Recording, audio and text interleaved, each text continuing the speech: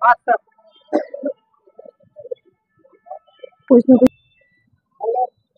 Colour করো, একটু কালো করো,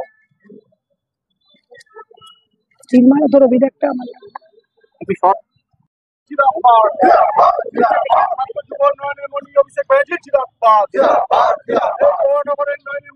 ক্যামেরা ঠিক করো।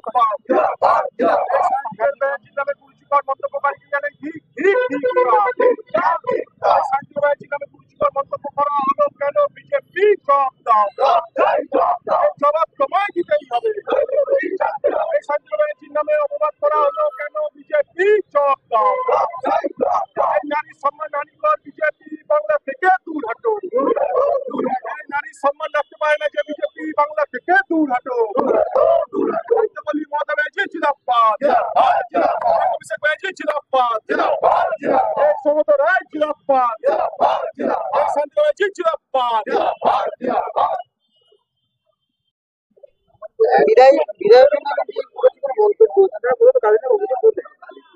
শ্রমিক বাবুর একটা সুপুত্র আছে, ওনার নামে শুভায়ন দে নাম, বিজেপির আইটি সেলের কর্মী। রাজ্য সভাপতি যেরকম হবে তার চেলা চামুন্ডা তো ওরকমই হবে, তার নামে আমরা অভিযোগ জানালাম। না, আশ্বাসের কিছু নয়, এটা সকলেই দেখেছেন, আপনারাও দেখেছেন সোশ্যাল মিডিয়ায় যে ধরনের কুরুচিপূর্ণ মন্তব্য এরা করেছে। এটা এই পরিস্থিতিতে রাজ্যে দেশ জুড়ে যেভাবে এই দর্শন সামাজিক ব্যাধির মতন ছড়িয়ে পড়ছে, সেইখানে দাঁড়িয়ে বারবার যদি এই ধরনের কথাবার্তা প্রকাশ্যে লেখা হয়, তাহলে সেটা বাড়ির যারা বাচ্চা যারা বড় হচ্ছে তারাই বা কি শিখবে। তো এটা তো এক প্রকার দৃশ্য দূষণ। তো আমরা কমপ্লেন করলাম তার সুপুত্রের বিরুদ্ধে, শ্রমিক বাবুদেরই চ্যালেঞ্জ যেমনটা। তো এখন দেখা যাক, আইসি আমাদের আশ্বাস দিয়েছেন যথাযথ আইনি ব্যবস্থা নেওয়া হবে। আমার নাম সুজিত ঘোষ। হ্যাঁ, আমি দক্ষিণ মহানগর যুব তৃণমূল কংগ্রেসের সভাপতি।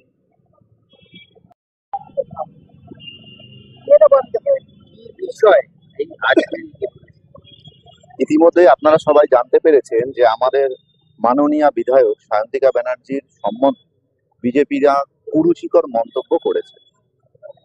সেই জন্য আমরা ডেপুটেশন দিতে এসেছি যে উনি একজন শুধু বিধায়কই নয়, উনি একজন কিন্তু নারী।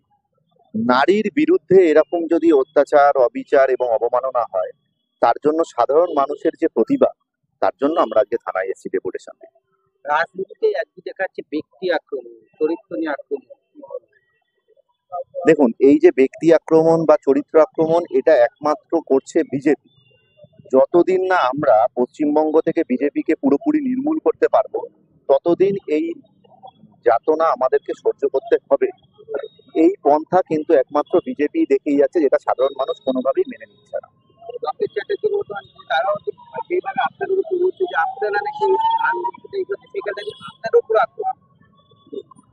কিছু বলার নেই, এর জবাব সাধারণ মানুষ দেবে। 2026 ইলেকশনে সাধারণ মানুষই বুঝিয়ে দেবে বিজেপিকে যে কিভাবে আমরা বিজেপি মুক্ত এই রাজ্যকে করতে চাই এবং কিভাবে নারীদেরকে সেফ রাখা যায়, তার একটা সুদর্শন উদাহরণ আপনারা 26 ইলেকশনের পরে দেখতে পাবেন।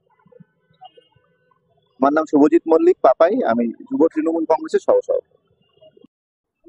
ইতিমধ্যেই আপনারা জানতে পেরেছেন এবং গণমাধ্যমে দেখতে পেয়েছেন যে সায়ন্তিকা বন্দ্যোপাধ্যায়ের বিরুদ্ধে, যিনি বরানগরের মাননীয় বিধায়িকা এবং একজন সর্বোপরি সবার আগে একজন মহিলা, তার বিরুদ্ধে বিজেপির আইটি সেল, বিজেপির সমর্থক এবং বহু ফেক প্রোফাইল খুলে বিজেপির তরফ থেকে বিভিন্ন কুরুচিকর মন্তব্য দীর্ঘদিন ধরেই করা হচ্ছে। কিন্তু এই 16 ঘন্টা 17 ঘন্টা আগে একটি মন্তব্য করা হচ্ছে যা বাচ্চাদের জন্য খুব ক্ষতিকারক এবং যেটা দেখা যায় না, যেটা বলা যায় না। তার বিরুদ্ধে আমরা আজকে এখানে এফআইআর করতে এসেছি, যারা এগুলো করছে। আর আমরা এখানে এফআইআর করতে এসেছি, আপনারা দেখতে পাবেন আমাদের সাথে কিন্তু তৃণমূল কংগ্রেসের পতাকা নিয়ে আসেনি।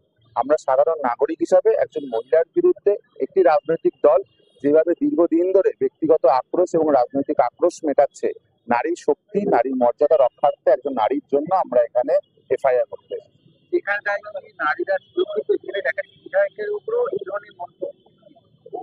যেখানে বিজেপি থাকবে সেখানে নারী সুরক্ষিত হতে পারে না।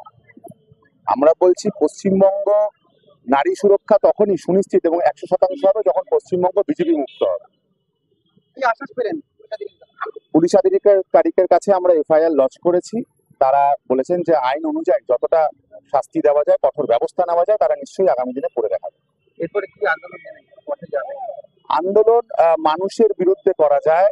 আন্দোলন হয়তো ভগবানের বিরুদ্ধেও, সে যদি ভক্তের কথা না শুনে সে করতে পারে, ভক্তও করতে পারে, কিন্তু বিজেপির মতো একটি নারী বিরোধী, একটি মানুষ বিরোধী, একটি ধর্ম বর্ণ বিরোধী, একটি সাম্প্রদায়িকতা নিয়ে যারা দল করে, তাদের বিরুদ্ধে আমরা কি স্টেপ নিতে পারবো এবং আগামী দিনে কি আন্দোলন করতে পারবো, এটা সত্যি মানুষ হিসাবে আমাদের চিন্তার বাইরে। কারণ মানুষের আন্দোলন মানুষের বিরুদ্ধে, মানুষের আন্দোলন অমানুষের বিরুদ্ধে হতে পারে না। আপনার নাম? আমি চিরঞ্জীব বিশ্বাস, INTTUC সহসভাপতি।